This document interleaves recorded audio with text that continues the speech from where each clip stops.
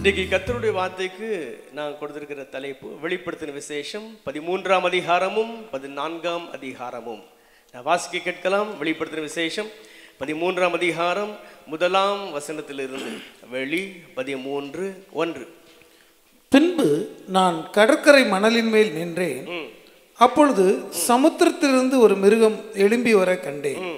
அதற்கு 7 தலைகளும் 10 கொம்புகளும் இருந்தன. 10 கொம்புகளும் இருந்தன. ஏற்கனவே வெளிப்படுத்தின விசேஷம் 17, 18 ஆகிய அதிகாரங்களை உங்களுக்கு நான் பிரசங்கித்த பொழுது இந்த 7 தலை 10 கொம்பு உள்ள மிருகம், குறிப்பாக 7 வல்லரசுகள், 7 பேரரசுகள், 7 சாம்ராஜ்யங்களை உங்களுக்கு தெளிவாக நான் சொன்னேன். அதை மறுபடியும் சொல்லி அதிக நேரத்தை எடுத்துக்கொள்ள நான் விரும்பவில்லை. யூடியூபில் இருக்கிறது, நீங்கள் பார்த்து கொள்ளலாம். சரிதானா? வேறு ஒரு கருத்தை இப்பொழுது உங்களுக்கு நான் காண்பித்துக் கொடுக்க விரும்புகிறேன். மறுபடியும் வாசிக்கலாம். 7 தலைகளும் 10 கொம்புகளும் இருந்தன. 10 கொம்புகளும் இருந்தன. அதன் கொம்புகளின் மேல் 10 முடிகளும் அதன் தலைகளின் மேல் தூஷணமான நாமமும் இருந்தன. இது ஒரு அரசு, இது ஒரு கவர்மெண்ட். 7 தலை 10 கொம்பு. ஏற்கனவே நான் சொன்னேன், அது நீங்கள் அந்த யூடியூப்பில் இருக்கிறது. வெளிப்படுத்தின விசேஷம் 17, 18 பார்த்துக்கோங்க. இன்னொரு கருத்துக்கு நாம் வருவோம். 7 தலை, சரிதானா? முழுவதும் மனிதாட்சி, அவ்வளோதான். 7 கொம்புகள், முழு அதிகாரம். கொம்பு என்பது அதிகாரம், 7 என்பது ஃபுல்னஸ். அடுத்து பாருங்க, அதில் 7 முடிகள், அவ 7 கிரவுன், ஆளுகை. சரிதானா? அதன் நாமத்தை பாருங்க, தூஷணமான நாமம், அதான் பிசாசின் நாமம். இப்படிப்பட்ட ஒரு அரசு வருகிறது. தொடர்ந்து வாசிக்கலாம். நான் கண்ட மிருகம் சிறுத்தை போல் இருந்தது. அதன் கால்கள் கரடியின் கால்களைப் போலவும் அதன் வாய் சிங்கத்தின் வாயை போலவும் இருந்தது. கிட்டத்தட்ட பாருங்க, கரடி, சிறுத்தை, சிங்கம். அப்ப இந்த அரசு முழுவதுமே மிருகத்தனமாக கிரியை செய்யக்கூடிய ஒரு அரசு. வாசிக்கலாம். வலு சர்ப்பமானது தன் பலத்தையும் தன் சிங்காசனத்தையும் மிகுந்த அதிகாரத்தையும் அதற்கு கொடுத்தது. இந்த இடத்திலே வலு சர்ப்பம் பிசாசை குறிக்கக்கூடிய ஒரு சொல். இந்த பிசாசாகிய வலு சர்ப்பம் தன்னுடைய அதிகாரத்தையும் பலத்தையும் சிங்காசனத்தையும் இந்த ஆட்சிக்கு கொடுத்தது. அதன் தலைகளில் ஒன்று சாவுக்கு எதுவாய் காயப்பட்டிருக்க கண்டேன். ஆனாலும் சாவுக்கு எதுவான அந்த காயம் சொஸ்தமாக்கப்பட்டது. பூமியில் உள்ள யாவரும் ஆச்சரியத்தோடு அந்த மிருகத்தை பின்பற்றி, பூமியில் உள்ள மக்கள் ஆச்சரியத்தோட இந்த மிருகமாகி அரசை ஃபாலோ பண்றாங்க. அந்த மிருகத்திற்கு அப்படிப்பட்ட அதிகாரம் கொடுத்த வலு சர்ப்பத்தை வணங்கினார்கள். கவனிங்க, பூமியில் உள்ள மக்கள் இந்த மிருகமாகிய அரசை ஆச்சரியத்தோடு பின்பற்றத்தக்க அளவுக்கு இந்த மிருகமாகிய அரசு பெரிய பெரிய காரியங்களை செய்கிறது, ஆச்சரியமான காரியங்களை செய்கிறது, மனித ஞானத்திற்கு அப்பாற்பட்ட காரியங்களை செய்கிறது, அநேகராலும் புகழப்படத்தக்க விதத்தில் நல்ல கிரியைகளை செய்வது போல தெரிகிறது. அது தீய கிரியைகளாக இருந்தாலும் மனிதனுடைய கண்களுக்கு அவ்வளவு சுலபமாக அது தீய கிரியைகள் என்று தெரிவதில்லை. நல்ல கிரியைகளாக தெரிவதினால் அதை ஃபாலோ பண்றாங்க, அதை பின்பற்றுறாங்க. சரிதானா? பாருங்க, அந்த மிருகமாகிய அரசுக்கு அதிகாரம் கொடுத்த வலு சர்ப்பத்தை, அதாவது பிசாசை கூட மக்கள் வர்ஷிப் பண்றாங்க, வணங்குகிறார்கள். தொடர்ந்து வாசிக்கலாம். அல்லாமலும் மிருகத்திற்கு ஒப்பானவன் யார், அதனோடு யுத்தம் பண்ணத்தக்கவன் யார் என்று சொல்லி மிருகத்தையும் வணங்கினார்கள். மிருகம் என்பது ஆட்சி, இந்த ஆட்சியும் வணங்குகிறார்கள். ஏன்? இந்த ஆட்சிக்கு ஒப்பான வேறு என்ன ஆட்சி இருக்கிறது? அருமையான ஆட்சியாக இருக்கிறது. அது மட்டுமல்ல, இந்த மிருகத்தை யார் எதிர்க்க முடியும்? ஆகையால் அதை நாம் வணங்குவோம் என்று மக்கள் வணங்குகிறார்கள். தொடர்ந்து வாசிக்கலாம். பெருமையானவைகளையும் தூஷணங்களையும் பேசும் வாய் அதற்கு கொடுக்கப்பட்டது. இந்த மிருகமாகிய அரசு பெருமையானவைகளை பேசுகிறது, தூஷணமான காரியங்களை பேசுகிறது. அல்லாமலும் 42 மாதம் யுத்தம் பண்ண அதற்கு அதிகாரம் கொடுக்கப்பட்டது. குறிப்பிட்ட காலகட்டம் ஆட்சி செய்ய இந்த அரசுக்கு அதிகாரம் கொடுக்கப்பட்டிருக்கிறது. அது தேவனை தூஷிக்கும்படி தன் வாயை திறந்து அவருடைய நாமத்தையும் அவருடைய வாசஸ்தலத்தையும் பரலோகத்தில் வாசமாய் இருக்கிறவர்களையும் தூஷித்தது. இந்த அரசு தேவனையும் தூஷிக்கிறது, பரலோகத்தையும் தூஷிக்கிறது, பரலோகத்தில் வாசமாய் இருக்கிற பரிசுத்தவான்களையும் தூஷிக்கிறது. மேலும் பரிசுத்தவான்களுடைய யுத்தம் பண்ணி அவர்களை ஜெயிக்கும்படிக்கு அதற்கு அதிகாரம் கொடுக்கப்பட்டதும் அல்லாமல், இந்த மிருகமாகிய அரசுக்கு எப்படிப்பட்ட அதிகாரம் கொடுக்கப்பட்டிருக்கிறது என்று சொன்னால், பரிசுத்தவான்களோட யுத்தம் பண்ணி பரிசுத்தவான்களை ஜெயித்து விடுகிறது. அப்படி என்றால் இந்த மிருகமாகிய அரசு அநேக பரிசுத்தவான்களை கொலை செய்கிறது. அதுதான் பொருள். வாசிக்கலாம். ஒவ்வொரு கோத்திரத்தின் மேலும் பாஷைக்காரர் மேலும் ஜாதிகள் மேலும் அதற்கு அதிகாரம் கொடுக்கப்பட்டது. எல்லா கோத்திரத்தார் மீதும் எல்லா பாஷைக்காரரின் மீதும் எல்லா ஜாதிகளின் மீதும் இந்த மிருகமாகிய அரசுக்கு அதிகாரம் கொடுக்கப்பட்டிருக்கிறது. உலக தோற்றம் முதல் அடிக்கப்பட்ட ஆட்டுக்குட்டியினுடைய ஜீவ புஸ்தகத்தில் பேர் எழுதப்பட்டிராத பூமியின் குடிகள் யாவரும் அதை வணங்குவார்கள். இந்த மிருகமாகிய அரசை மக்கள் வணங்குகிறார்கள். அந்த மக்கள் யார்? ஆட்டுக்குட்டியானவர், அதாவது இயேசு கிறிஸ்துவின் ஜீவ புத்தகத்திலே பெயர் எழுதப்பட்டிராதவர்கள். அவர்கள் தான் இந்த மிருகமாகிய அரசை வணங்குகிறார்கள். காதுள்ளவன் எவனோ அவன் கேட்க கடவன். நல்ல கவனிங்க, இப்படிப்பட்ட ஒரு அரசு வருகிறது. இன்றைக்கு கூட நமக்கு ஒரு அரசு வந்திருக்கிறது. பல பரிசுத்தவான்கள், பல கர்த்தருடைய பிள்ளைகள், பல கர்த்தருடைய ஊழியர்கள், குறிப்பாக ஆண்டவரே பிஜேபி அரசு வரக்கூடாது என்று ஜெபம் பண்ணினார்கள். ஆனால் வந்திருக்கிறது. சரிதானா? பொதுவாக நம்முடைய வேதத்தின் வெளிச்சத்தில் 66 புத்தகங்களின் அடிப்படையிலே நாம் கவனித்து பார்த்தால், நாம் வாழுகிற இந்த காலகட்டத்தில் இந்த அரசு வரக்கூடாது, இந்த அரசு வர வேண்டும் என்று நம்மை ஆண்டவர் ஜெபிக்க சொல்லவில்லை. அது நம்முடைய தவறான ஜெபம். அது தேவ சித்தத்துக்கு அப்பாற்பட்ட ஜெபம். சரிதானா? அவர்தான் என்னை உண்டாக்கி இருக்க, நான் எப்படி வாழ வேண்டும் என்று அவர் திட்டமிட்டு இருக்க, அவருடைய எண்ணத்தின்படி நான் வாழ வேண்டும். ஆனால் இன்னைக்கு நான் என்ன செய்கிறேன்?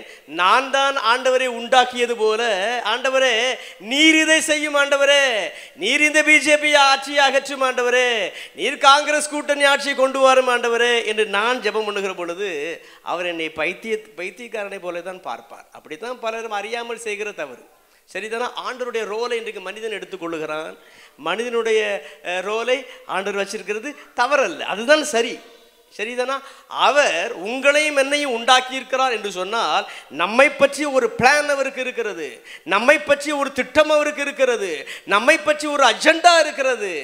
அதன்படி செய்ய ஆண்டவர் நம்மை இயக்குகிறார். ஆனால் நாம் ஆண்டவரே நீர் இப்படி செய்யும், ஆண்டவரே உமக்கு ஞானம் கிடையாது, எனக்கு தான் ஞானம் இருக்கிறது, உமக்கு அறிவு கிடையாது, எனக்கு தான் அறிவு இருக்கிறது. இந்தியாவிலே நல்ல ஆட்சி வேண்டுமானால் காங்கிரஸ் தான் கொண்டு வர முடியும், இந்தியாவிலே நல்ல ஆட்சி வர வேண்டுமானால் பிஜேபி கொண்டு வர முடியாது, அது உமக்கு தெரியாது, நான் ஜெபம் பண்ணுகிறேன் நீர் செய்யும் என்று நாம் செயல்படுகிறோம் பாருங்க. அதுதான் அறிவீனம், அதுதான் மூடத்தனம். அது நம்முடைய கரத்தில் கிடையாது, அது ஆண்டவருடைய கரத்தில் இருக்கிறது. நீங்கள் வீட்டுக்கு போய் வாசி பாருங்க, 1 தீமோத்தேயு 2ஆம் அதிகாரத்தை வாசித்து பாருங்க. எல்லாரும் பொதுவாக ஜெபத்திலே சொல்லுகிற வசனம் கொஞ்சம் வாசிக்க கேட்கலாமே. 1 தீமோத்தேயு 2ஆம் அதிகாரம் 1ஆம் வசனத்திலிருந்து வாசிக்கலாம். 1 தீமோத்தேயு 2:1 முதல். நான் பிரதானமாய் சொல்லுகிற புத்தி என்னவெனில், எல்லா மனுஷருக்காகவும் விண்ணப்பங்களையும் ஜெபங்களையும் வேண்டுதல்களையும் ஸ்தோத்திரங்களையும் பண்ண வேண்டும்.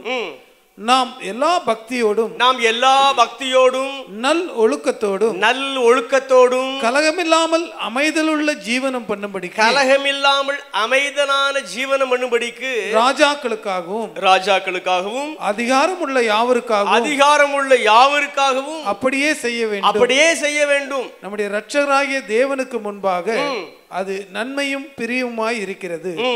எல்லா மனுஷரும் ரட்சிக்கப்படவும் சத்தியத்தை அறிகிற அறிவை அடையவும் அவர் சித்தமுள்ளவராய் இருக்கிறார். இப்ப இவ்வளவு வசனத்தை நான் வாசம், இதுல எங்க போட்டிருக்கு? ஆண்டவரே இந்த ராஜ்யத்தை நீர் நீக்கிவிட்டு இன்னொரு ராஜ்யத்தை நீர் கொண்டு வருவதற்கு நான் ஜெபம் பண்ண என்ன குறிப்பை அவர் நமக்கு தந்திருக்கிறார்?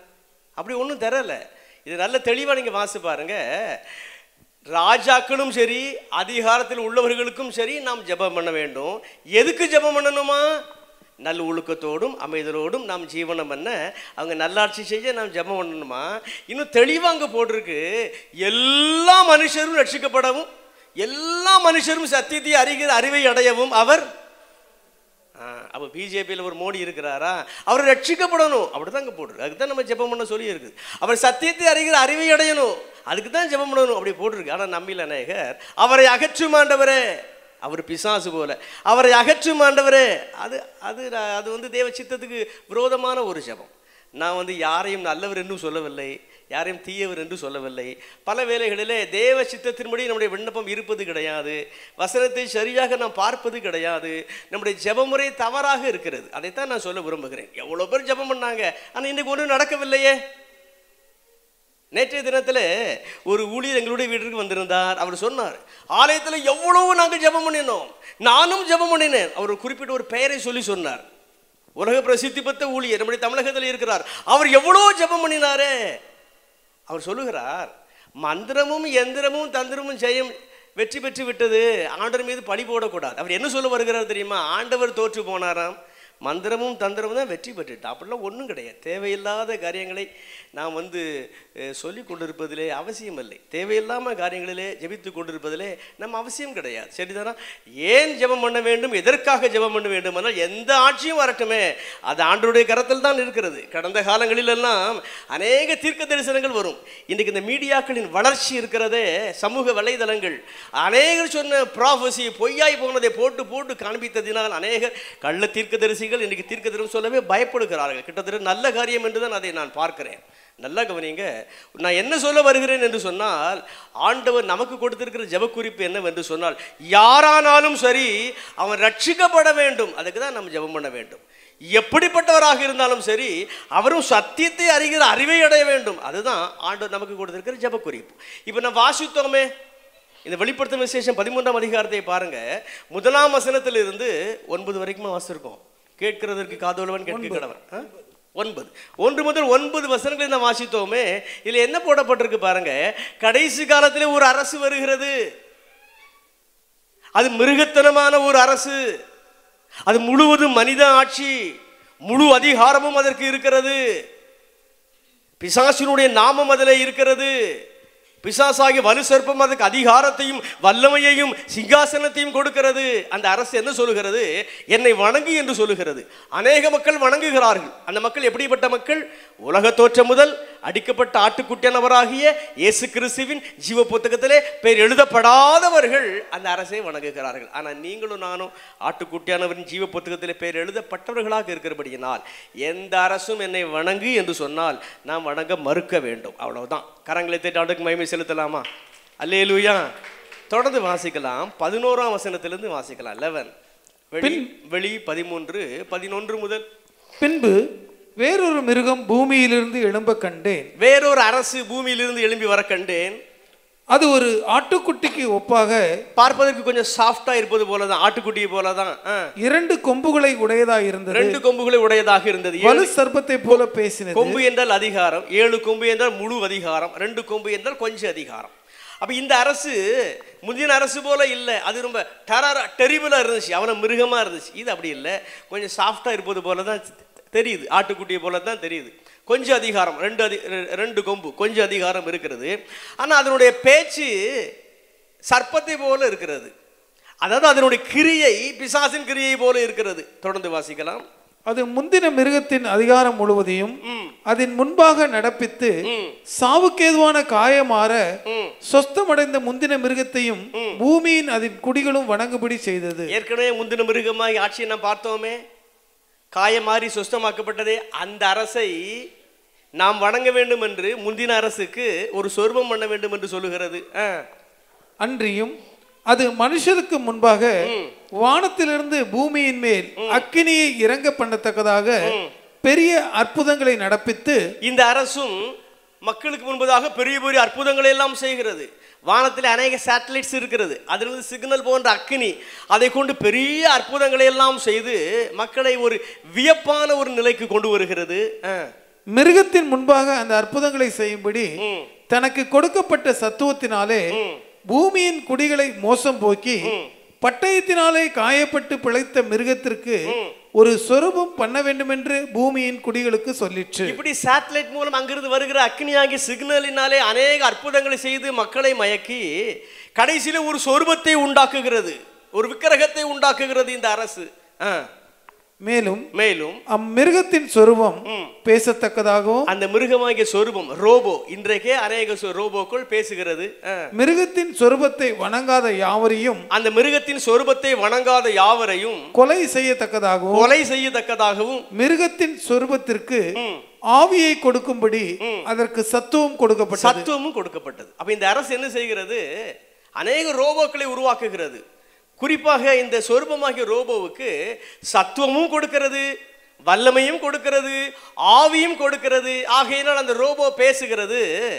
இப்போ இந்த அரசு மக்களுக்கு கட்டளை இடுகிறது, அனைவரும் இந்த சொரூபத்தை வணங்க வேண்டும், வணங்கவில்லை என்றால் கொல்லப்படுவீர்கள் என்று சொல்லுகிறது. தொடர்ந்து வாசிக்க கேட்கலாம். அது சிறியோர், பெரியோர், ஐஸ்வர்யவான்கள், தரித்திரர், சுயாதீனர், அடிமைகள் இவர்கள் யாவரும் தங்கள் தங்கள் வலது கைகளிலாவது நெற்றிகளிலாவது ஒரு முத்திரையை பெரும்படிக்கும் அந்த மிருகத்தின் முத்திரையாவது அதன் நாமத்தையாவது அதன் நாமத்தின் லக்கத்தையாவது தரித்து கொள்கிறவன் தவிர வேறு ஒருவனும் கொல்லவும் விற்கவும் கூடாதபடி செய்தது. இதிலே ஞானம் விளங்கும். அந்த மிருகத்தின் லக்கத்தை புத்தியுடையவன் கணக்கு பார்க்க கடவன். அது மனுஷனுடைய லக்கமாய் இருக்கிறது. அதனுடைய லக்கம் 666. பாருங்க, இந்த மிருகமாகிய அரசு நான் சொன்னேனே, ஒரு விக்கிரகத்தை ஒரு சொரூபத்தை கொண்டு வந்து அனைவரும் வணங்க வேண்டும், இல்லை என்றால் கொல்லப்படுவீர்கள் என்று சொல்லுகிறது. அது மட்டுமன்று இன்னொரு காரியத்தையும் இந்த மிருகமாகிய அரசு கொண்டு வருகிறது.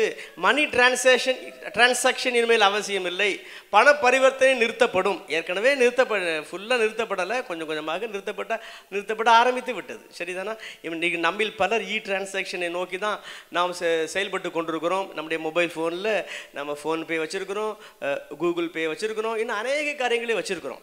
சாதாரண ஒரு பொருளை வாங்க வேண்டும் என்றாலும் ஒரு பேடிஎம் மூலமாக பல காரியங்களை நாம் செய்கிறோம். சரிதானா? எல்லா விதங்களிலும் இதுக்கு மணி டிரான்சாக்ஷன் குறைக்கப்பட்டு கொண்டே வருகிறது. இந்த மிருகமாகிய அரசு ஏன் இப்படிப்பட்ட காரியங்களை எல்லாம் செய்து வருகிறது என்று சொன்னால், கடைசியில் ஒரு பொருளை வாங்க வேண்டுமானால் அறவே மணி டிரான்சாக்ஷன் இருக்கக்கூடாது. இந்த மின்னணு பரிவர்த்தனை மூலமாகத்தான் பணம் பரிவர்த்தனை செய்யப்பட வேண்டும் என்கிற நிலைக்கு கொண்டு வந்து விடுகிறது. சரிதானா? கடைசியில் பாருங்க, அதனுடைய லக்கம் மனித லக்கமாகிய 666 என்று போடப்பட்டிருக்கிறது. இந்த நாமம் அல்லது இந்த லக்கம் அல்லது இந்த முத்திரை ஏதோ ஒன்று, சில கண்ட்ரிஸ் நாமம் நேம் பயன்படுத்தலாம், சில கண்ட்ரிஸ் லக்கம் எண் 666 பயன்படுத்தலாம், சில நாடுகள் முத்திரை ஒரு சீல், அக்மாக் சீல் என்று சொல்லுகிறோமே, அதுபோல ISI சீல் என்று சொல்லுகிறோமே, அதுபோல ஏதோ ஒரு முத்திரையை அது பயன்படுத்தலாம். சரிதானா? இப்போ அதில் பேருக்கு அந்த எண் கொடுக்கப்பட்டிருக்கிறது 666.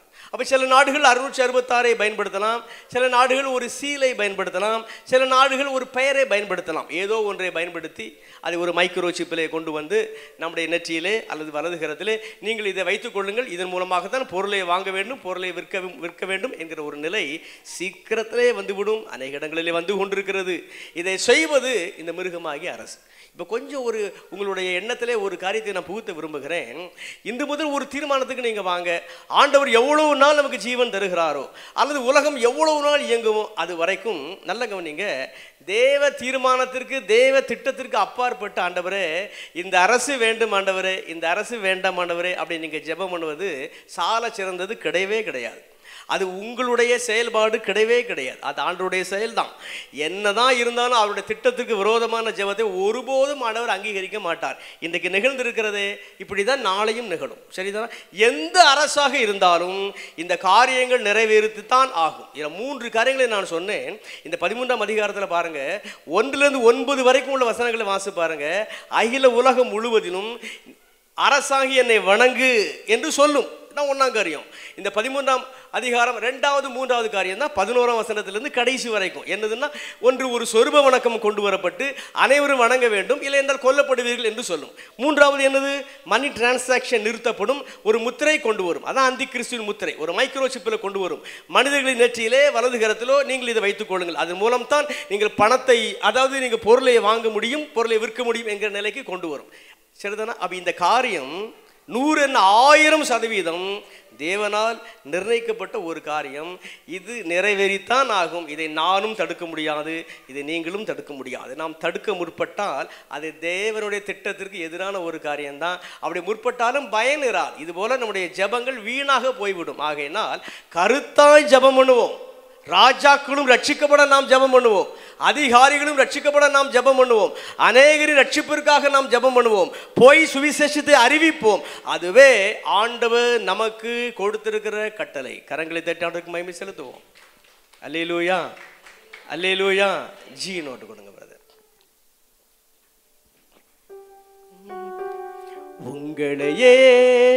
உங்களையே இயேசு அழைக்கின்றார் என்று, உங்களையே உலகத்தை வெறுத்து என் பின்னே வா என அழைக்கின்றார் என்று, உங்களையே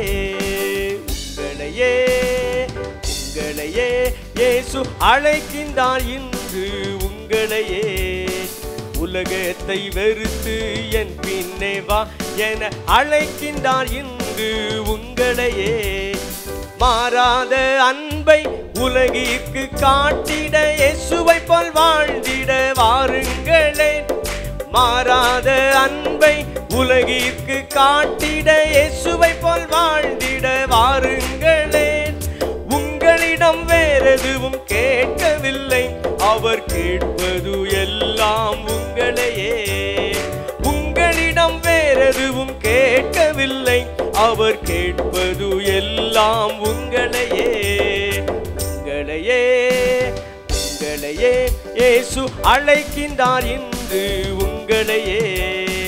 உலகத்தை வெறுத்து என் பின்னே வா என அழைக்கின்றார் இயேசு உங்களையே. பரலோக மேன்மையை அற்பமாய் எண்ணி தந்திட்டாரே தன்னையே உங்களுக்காய். பரலோக மேன்மையை அற்பமாய் எண்ணி தந்திட்டாரே தன்னையே உங்களுக்காய். அவருக்காய் இன்று அர்ப்பணம் செய்து வாழ்ந்திட அழைக்கிறார் உங்களையே. அவருக்காய் இன்று அர்ப்பணம் செய்து வாழ்ந்திட அழைக்கின்றார் உங்களையே. உங்களையே உங்களையே இயேசு அழைக்கின்றார் இன்று உங்களையே. உலகத்தை வெறுத்து என் பின்னே வா என அழைக்கின்றார் இன்று உங்களையே.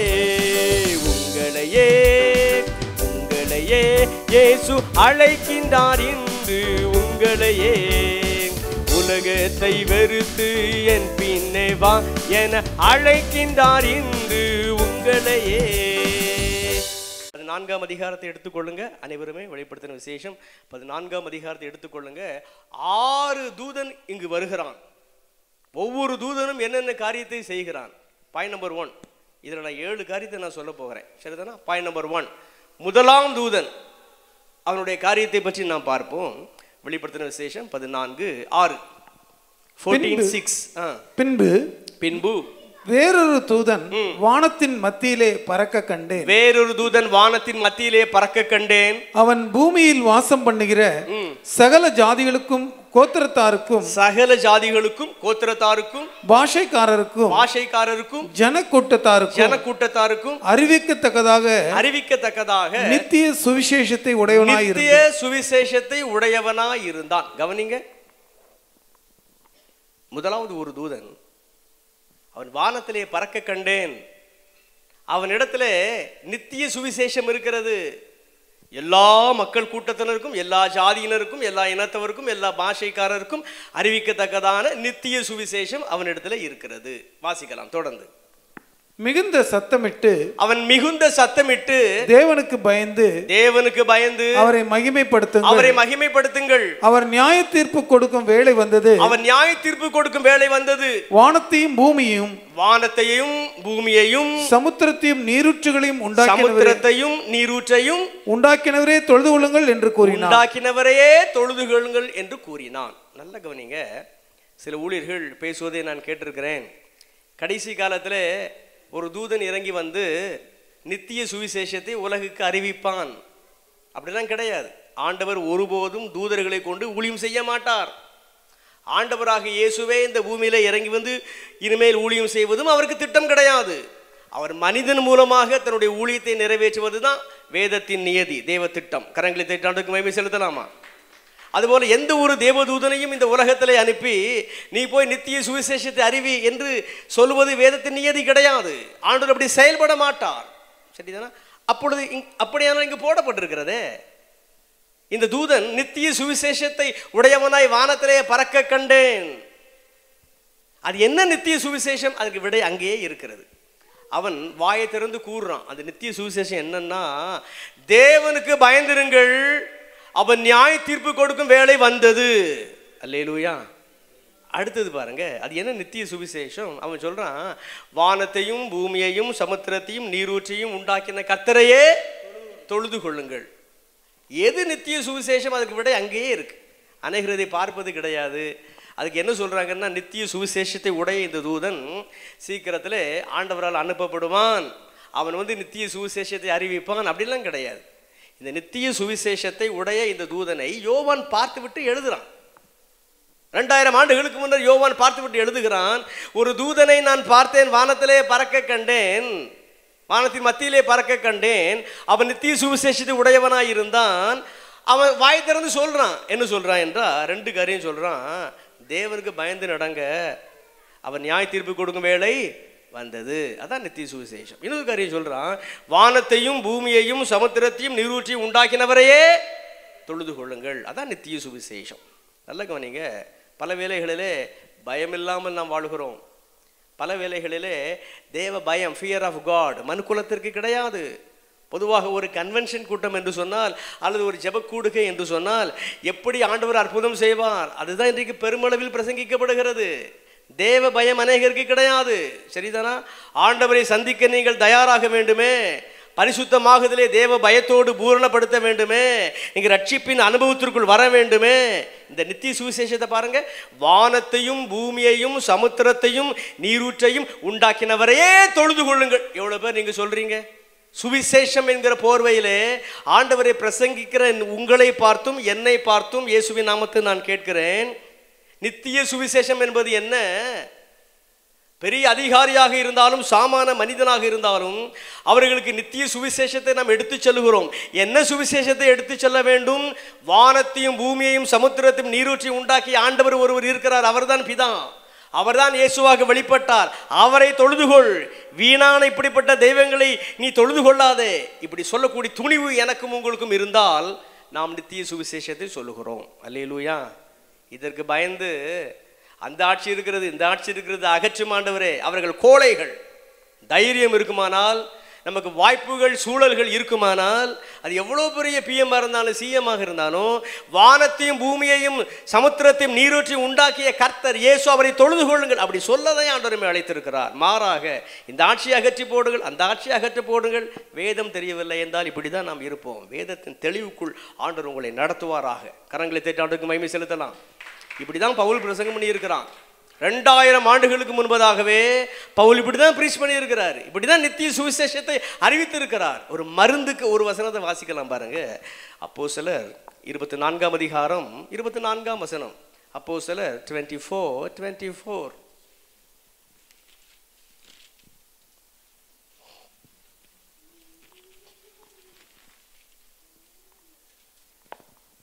சில நாளைக்கு பின்பு பேலிக்ஸ் யூத ஸ்திரீயாகிய தன் மனைவி துருசில்லாளோடு கூட வந்து பவுலை அழைப்பித்து கிறிஸ்துவை பற்றும் விசுவாசத்தை குறித்து அவன் சொல்ல கேட்டான். அவன் நீதியையும் இச்சையடக்கத்தையும் இனிவரும் நியாய தீர்ப்பையும் குறித்து பேசுகையில் போதும். இந்த ஃபெலிக்ஸ் யார்? தேசாதிபதி. இந்த தேசாதிபதிக்கும் அவருடைய மனைவிக்கும் சுவிசேஷத்தை அறிவிக்கக்கூடிய ஒரு வாய்ப்பு பவுலுக்கு கிடைக்கிறது. என்ன சொல்லி இருக்கலாம்? தேசாதிபதியாகிய ஃபெலிக்ஸ், கர்த்தர் சொல்லுகிறார் நீதான் அடுத்த ராயன் என்று சொல்லியிருக்கலாம். அப்படி சொன்னால் அவனுடைய உள்ளம் இதமியப்பட்டிருக்கும். ஓகே, பவுலை விடுதலை பண்ணியிருப்பான். ஆனால் அப்படிலாம் அவன் சொல்லலை. நீ நீதியின்படி தான் நடக்க வேண்டும், இச்சை அடக்கத்தோடு தான் நீர் வாழ வேண்டும், இனி வரும் நியாய தீர்ப்பு அதுக்கு தகுதியுள்ள வாழ்வு வாழ வேண்டும். யாருக்கு சொல்லுகிறார்? தேசாதிபதிக்கு சொல்லுகிறார். சரிதானா? அப்படிதான் நீங்களும் நானும் சொல்ல ஆண்டவர் அழைக்கிறார். வீட்டுக்கு போய் வாசி பாருங்க. அப்போஸ்தலர் 26ஆம் அதிகாரம் 27 வாசிக்க வேண்டாம், வீட்டில் போய் வாசி பாருங்க. அப்போஸ்தலர் 26:27. ராஜாவுக்கு இந்த பவுல் கர்த்தருடைய வார்த்தை அறிவிக்கிறார். ராஜா பேர் சொல்ல முடியுமா? அகிரிப்பா ராஜா. அகிரிப்பா ராஜாவுக்கு கர்த்தருடைய வார்த்தை அறிவிக்கிறான். அநேக வார்த்தைகளை அறிவித்திருக்கிறான், அவைகள் எழுதப்படலை. கடைசியிலே பவுல் ராஜாவிடத்தில் ஒரு கேள்வியை முன்வைக்கிறான். அகிரிப்பா ராஜாவே, தீர்க்கதரிசிகளை விசுவாசிக்கிறீரா? எடுத்தோடனே கேள்வி முன்வைக்க முடியாது, அநேக காரியங்களை பேசியிருக்க வேண்டும். கடைசியில் கேள்வி முன்வைக்கிறான். அப்படி அகிரிப்பா ராஜா சொல்றாரு, பவுலே கொஞ்சம் குறைய கிறிஸ்தவனாக நான் மாற நீ என்னை சம்மதிக்கிறாய். அவன் பவுல் சொல்றான், கொஞ்சம் குறைய இல்லை ராஜாவே, நீர் மட்டும் கிடையாது, எல்லாருமே முழுவதுமாக கர்த்தருடைய பிள்ளைகளாக மாறுவதுதான் என் விருப்பம். கரங்களை தட்டி மகிமை செலுத்தலாமா? அல்லேலூயா. ஆகையினால் எந்த ராஜாவாக இருந்தாலும் அவர்களை தூரை அகற்றும் என்கிற நம்ம எண்ணம் வேண்டாம். ஆண்டவரே, அவங்களே நீங்கள் நேசிக்கிறீங்க, அவங்களே ரட்சிங்க, முடியுமான என்ன பயன்படுத்துங்க, அவர் முன்னால் கொண்டு போங்க, நான் போய் சுவிசேஷத்தை அறிவிக்க நான் ஆசையாக இருக்கேன், என்னை கூட்டிகிட்டு போங்க, அப்படி வேணா ஜெபிங்க. கரங்களை தட்டி ஆண்டவருக்கு மகிமை செலுத்தலாமா? அல்லேலூயா, அல்லேலூயா. இன்றைக்கி நம்முடைய சுவிசேஷம் கூட ரொம்ப பாலிஷாக தான் இருக்குது. ஆண்டவர் எல்லாத்தையும் தந்துடுவார், அதை தந்துடுவார், இப்படி தந்துடுவார், கொஞ்சம் கொஞ்சமாக அவங்கள நகர்த்தணும். அப்படி கிடையாது. நித்திய ஜீவனை, நித்திய சுவிசேஷம் என்ன? இந்த முதலாம் தூதன் சிம்ம குரலிலே அவன் சொல்கிறானே, வானத்தையும் பூமியையும் சமுத்திரத்தையும் நீரூற்றியும் உண்டாக்கின ஆண்டவரே தொழுது கொள்ளுங்கள், முழங்கணும். அதான் நித்திய சுவிசேஷம். அதில் இன்னொரு நித்திய சுவிசேஷம் போட்டிருக்கு, அதை ஏற்கனவே சொன்னேன். தேவ பயம் உங்களுக்கு வேணும். காரணம், அவன் நியாய தீர்ப்பு வேலை வந்தது சொல்லுவோம் மக்களுக்கு. சரிதானா? நம் மூலமாகத்தான் ஆண்டவர் இது செய்ய விரும்புகிறார். அல்லேலூயா. கரங்களை தட்டி ஆண்டவருக்கு மகிமை செலுத்தலாமா? பாவத்தை வெறுக்கும் மனித தேவை, ஆவியின் நிரப்புதல் பெற்றோர் தேவை. பாவத்தை வெறுக்கும் மனித தேவை, ஆவியின் நிரப்புதல் பெற்றோர் தேவை. பாவியின் சாவை கூவி உரைக்கும் ஆவி பெற்ற பரிசுத்த தேவை. பாவியின் சாவை கூவி உரைக்கும் ஆவி பெற்ற பரிசுத்த தேவை. விழித்தெழு விசுவாசியே நீ, விழித்து கண்களை ஏறிட்டு பார். எழுந்து கட்டுவோம் வாருங்கள் என்றே எழுந்து கட்டிடவா. எழுந்து கட்டுவோம் வாருங்கள் என்றே எழுந்து கட்டிடவா.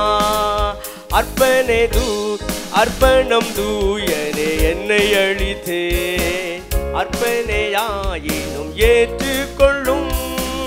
அர்ப்பணம் தூயனே என்னை அழித்தேன், அர்ப்பணையாயினும் ஏற்றுக்கொள்ளும். அறுவடை பணியை கருத்துடன் செய்ய தருகிறேன், என்னை ஏற்றுக்கொள்ளும். அறுவடை பணியை கருத்துடன் செய்ய தருகிறேன், என்னை ஏற்றுக்கொள்ளும். விழித்தெழு விசுவாசியே நீ, விழித்து கண்களை ஏறிட்டு பார். எழுந்து கட்டுவோம் வாருங்கள் என்றே எழுந்து கட்டிடவா. எழுந்து கட்டுவோம் வாருங்கள் என்றே எழுந்து கட்டிடவா. ஒரு வசனத்தை வாசிக்கலாம். 1 பேதுரு 1:17. 1 பேதுரு 1:17. அன்றியும் பட்சபாதம் இல்லாமல் அவனவனுடைய கிரியைகளின்படி நியாயம் தீர்க்கிறவரை நீங்கள் பிதாவாக தொழுது கொண்டு வருகிறபடியால் இங்கே பரதேசிகளாய் சஞ்சரிக்கும் அளவும் பயத்துடனே நடந்து கொள்ளுங்கள். இந்த முதலாம் தூதன் என்ன சொன்னானோ நித்திய சுவிசேஷமாக, அதைத்தான் பேதுரு சபைக்கு எழுதுகிறார். பட்சபாதமே இல்லாமல் நம்முடைய ஆண்டவர் நியாயம் தீர்த்து விடுவார். ஆகையினால் இங்கே சஞ்சரிக்கிற காலமெல்லாம் தேவ பயத்தோடே நாம் நடந்து கொள்ளணுமா. அல்லேலூயா. இவன் பாருங்க, 2வது தூதன், அவனுடைய காரியங்களை நான் வாசிக்க கேட்கலாம். வெளி 14:8. வெளிப்படுத்தின விசேஷம் 14:8. வேறொரு தூதன் பின் சென்று பாபிலோன் மகாநகரம் விழுந்தது, தன் வேசித்தனமாகிய உக்கிரமான மதுவை சகல ஜாதிகளுக்கும் குடிக்க கொடுத்தாளே என்றான். 2வது ஒரு தூதன் அவனும் முழங்குகிறான், பாபிலோன் மகா நகரம் விழுந்தது, தன் வேசித்தனமாகிய மதுவை பூமியில் உள்ள எல்லா மக்களுக்கும் குடிக்க கொடுத்தாலே. இதையும் வெளிப்படுத்தின விசேஷம் 17-18. அந்த 2 அதிகாரத்தையும் நான் உங்களுக்கு ப்ரீச் பண்ணியிருக்கேன். யூடியூப்ல இருக்கு, ரொம்ப விளக்கமாக நான் போட்டிருக்கேன். அதில் நான் உங்களுக்கு பிரசங்கிச்சிருக்கிறேன். மறுபடியும் நீங்கள் பார்க்கணுன்னா பார்த்துக்கோங்க. இப்போ ஷார்ட்டாக 1 நிமிடத்தில் நான் சொல்கிறேன் பாருங்க. இந்த பாபிலோன் சிட்டி, அதை ஆண்டவர் ஒரு பெண்ணாக பாவித்து சொல்லுகிறார். பாபிலோன் என்கிற பெண்ணே. இந்த பாபிலோன் என்பது இன்றைக்கு பாக்தா சிட்டி. சரிதானா? ஆரம்பத்திலே அது பாபேலாக இருந்தது, அதனை தொடர்ந்து பாபிலோனாக மாறியது, இன்றைக்கு பாக்தாத்தாக இருக்கிறது. அந்த சிட்டியை தான் ஆண்டவர் சொல்லுகிறாரா? இல்லை. தொடர்ந்து அந்த வெளி 17ஆம் அதிகாரம் 18ஆம் அதிகாரத்தை வாசித்து பார்த்தா அதனை தொடர்ந்து நகரம் என்று சொல்லுகிறார். இன்னும் கீழே வாசித்து பார்த்தா உலகம் என்று சொல்லுகிறார். அப்போ இந்த பாபிலோன் என்கிற பதம் உலகத்தை குறிக்கக்கூடிய பதம். இந்த பாபிலோனாகிய இந்த உலகத்தை தான் ஆண்டவர் பெண்ணாக பாவித்து சொல்லுகிறார். பாபிலோனாகிய ஸ்திரீயே, உன்னுடைய வேசித்தனமாகிய மதுவினால் உலகத்தில் உள்ள மக்களுக்கெல்லாம் அந்த வேசித்தனமாகிய மதுவை குடிக்க கொடுத்திருக்கிறாயே. அது என்ன வேசித்தனமாகிய மது?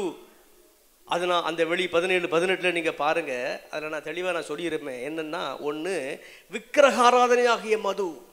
அப்போ இந்த உலகமாகிய பாபிலோனாகிய பெண் விக்கிரகாராதனையாகிய மதுவினால் எல்லா மக்களையும் நிரப்புகிறாள். அதான் விக்கிரகாராதனை பெருகுகிறது. அது மட்டுமல்ல, எழுத்தின்படியே சரீரப்பிரகாரமான வேசித்தனமாகிய மதுவினால் அநேக மக்களின் எண்ணங்களை உணர்வுகளை நிரப்புகிறாள். அதான் வேசித்தன காரியங்கள், விபச்சார காரியங்கள் உலகத்திலே பெருகுகிறது. இன்னும் கூட அலங்காரம் என்கிற போர்வையிலே, நான் சொல்றது எல்லாம் வெளிப்படுத்தின விசேஷம் 17-18 இருக்கு. அலங்காரம் என்கிற போர்வையிலே, டெக்கரேஷன் என்கிற போர்வையிலே அலங்கோலமான ஆடைகள், அலங்கோலமான சிகை அலங்காரங்கள், அவற்றின் மூலமாகவும் அப்படிப்பட்ட மதுவினால் உலக மக்களை அவள் நிரப்புகிறாள். அப்படிப்பட்ட அந்த உலகமாகிய பெண்ணுக்கு தான் என்ன அழிவு வந்தது என்பதைத்தான் இந்த 2வது தூதன் சொல்லுகிறான். மகா பாபிலோன் விழுந்தது விழுந்தது. அதாவது மகா பாபிலோனாகிய அந்த பெண் அழிந்து போனாள் அழிந்து போனாள். ஏன் அழிந்து போனாள்? தன் வேசித்தனமாகிய உக்கிரமான மதுவினால் உலகத்தில் உள்ள மக்கள் குடிகளை எல்லாம் அவள் நிரப்பினாலே. பாவங்களினால் அந்த மக்களை அவள் நிரப்பினாள். ஆகினால் அவள் அழிந்து போனாள். அவளுடைய அழிவு மட்டும் நம்ம வாசிக்கலாம். வெளிப்படுத்தின விசேஷம் 17ஆம் அதிகாரம் 2ஆம் வசனம். வெளி 17:2. அவளுக்கு வருகிற ஆக்கினை, அதாவது பாபிலோனாகிய ஸ்திரீக்கு வரக்கூடிய ஆக்கினையை உனக்கு காண்பிப்பேன் என்று சொல்லி, உனக்கு காண்பிப்பேன் என்று சொல்லி. ஓகே, இப்போ பாருங்க, யோவானுக்கு அதை காண்பிக்கிறார் பாருங்க. அதே 17ஆம் அதிகாரம் 13 வாசிக்கலாம். 13. இவர்கள் ஒரே யோசனை உள்ளவர்கள். அதாவது கடைசி கால அரசாங்கத்திலே உள்ள அந்த 7 அந்த 10 கொம்புகள், அந்த 10 ராஜாக்களும் ஒரே யோசனை உள்ளவர்கள். இவர்கள் தங்கள் வல்லமையும் அதிகாரத்தையும் மிருகத்திற்கு கொடுப்பார்கள். அந்த கடைசி 7வது அரசு, அதுல இருந்து 7வது ஒரு கூட்டணி அரசு, அதுல இருந்து 8வதாகிய ஒருவன் வருகிறான். அவன் தான் அந்தி கிறிஸ்து. அவனுக்கு கொடுப்பார்கள். இவர்கள் ஆட்டுக்குட்டியானவருடைய யுத்தம் பண்ணுவார்கள். அந்த கடைசி கால அந்த கூட்டணி பேரரசுகள் ஆட்டுக்குட்டியானவராகிய இயேசுவுக்கு விரோதமாக யுத்தம் பண்ணுவார்கள். இன்னும் 16 வாசிங்க. 16.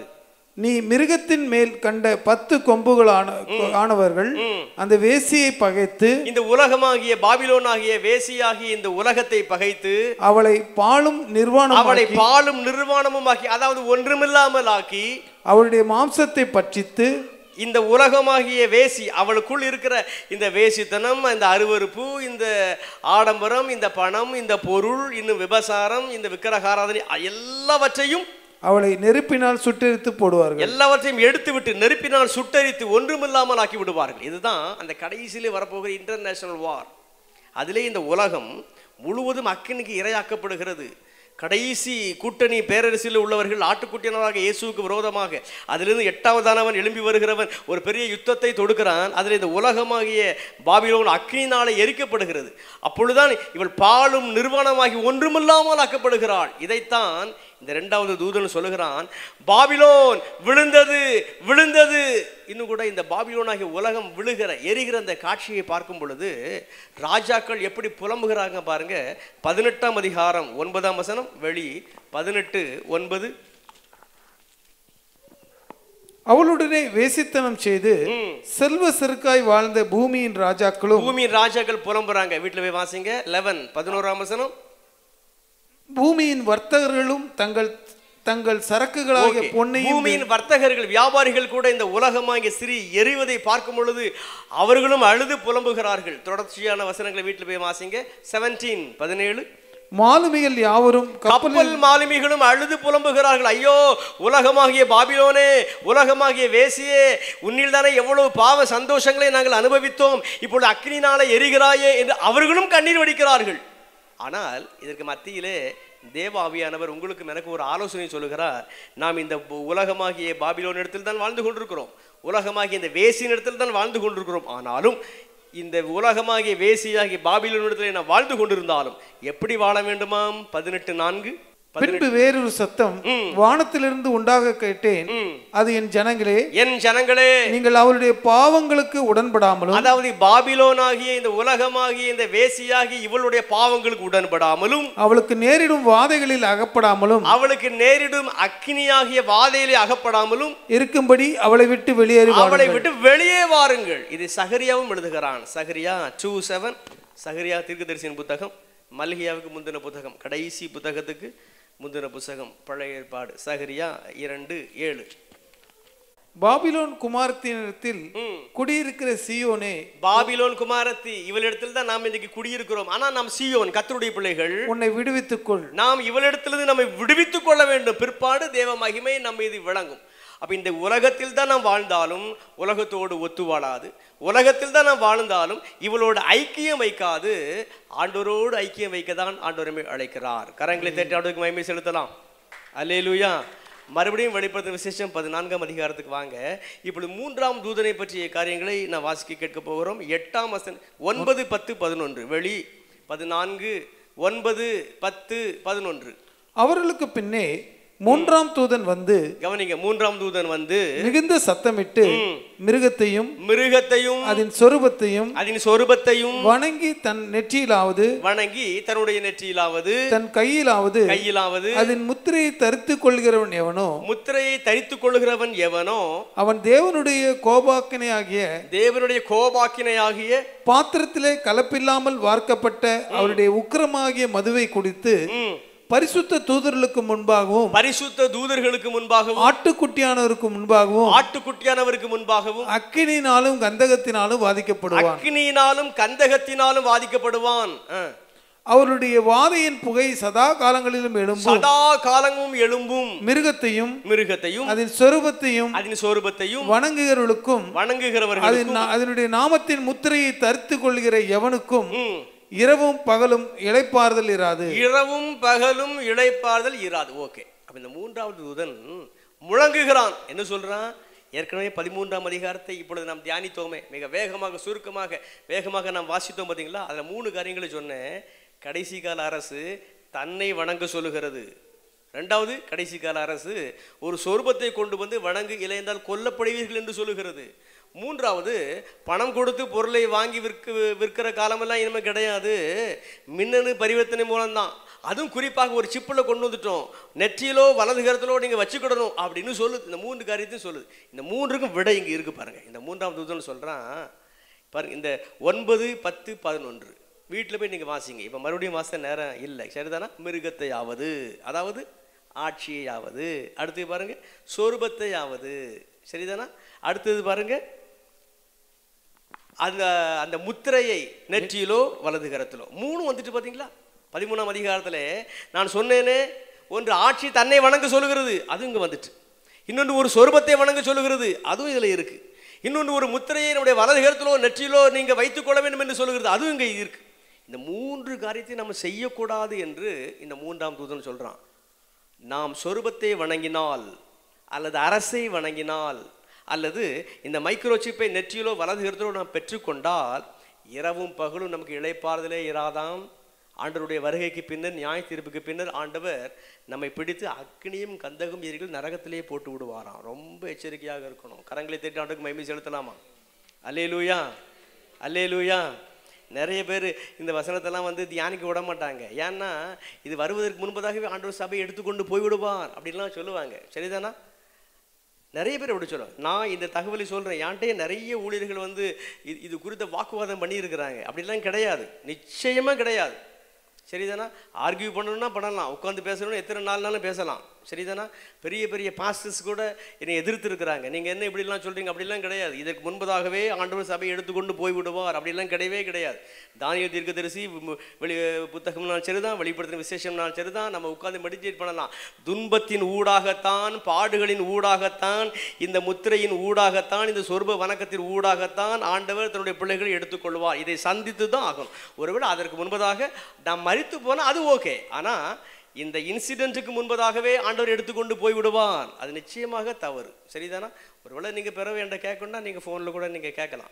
நான் என்ன சொல்ல வருகிறேன் என்று சொன்னால், நீங்கள் வந்து அலர்ட்டாக இருக்கணும். சரிதானா? இப்படிப்பட்ட சூழல் வருகிற பொழுது பரவாயில்ல, சொரூபத்தை வணங்கி விடுவோமே, பரவாயில்ல, இன்றைக்கு தான் ஈட்டரசிங் பண்ணிகிட்டு இருக்கோம், அப்போ இந்த முத்திரை வந்தால் என்ன, நம்ம வலது இடத்துல நெற்றில் வைத்துக் கொள்வோமே அப்படிங்கிற எண்ணம் நம்முடைய உள்ளத்திலே தோன்றிவிடும். நம்ம ஆலயங்களுக்கு போகிற நம்முடைய ஊழியர்கள் கூட காலப்போக்கில் அப்படி சொல்லத்தான் செய்வாங்க. ஆனால் கேட்கக்கூடாது. வேதம் தெளிவுபடுத்துகிறது, அந்த காரியத்தில் நம்ம ஈடுபடவே கூடாது. கரங்களை தேட்டாண்டதுக்கு மகிமை செலுத்துவோம். அல்லேலூயா. 4வது தூதன், அந்த காரியத்தை நம்ம பார்க்கலாம். நான் வாசிக்க கேட்கலாம். வழி 14, 15, 16. பின்பு நான் பார்த்தபோது இதோ வெண்மையான மேகத்தையும் அந்த மேகத்தின் மேல் மனுஷகுமாரனுக்கு ஒப்பானவராய் தமது சிரசின் மேல் பொற்கிரீடத்தையும். மனுஷகுமாரனுக்கு ஒப்பானவராய், இதான் ஜீசஸ். மனுஷகுமாரனுக்கு ஒப்பானவராய் தமது சிரசின் மேல் பொற்கிரீடத்தையும் தமது கையிலே கருக்குள்ள அரிவாளையும் உடைய ஒருவர் உட்கார்ந்திருக்கிறதையும் கண்டேன். அப்பொழுது வேறொரு தூதன், இந்த வேறொரு தூதன் தான் 4வது தூதன், தேவாலயத்திலிருந்து புறப்பட்டு மேகத்தின் மேல் உட்கார்ந்து இருக்கிறவரை நோக்கி, மேகத்தின் மேல் உட்கார்ந்து இருக்கிற இயேசு கிறிஸ்துவை நோக்கி, பூமியின் பயிர் முதிர்ந்தது, அறுக்கிறதற்கு காலம் வந்தது, ஆகையால் உம்முடைய அரிவாளை நீட்டி அறுத்துவிடும் என்று மிகுந்த சத்தமிட்டு சொன்னான்.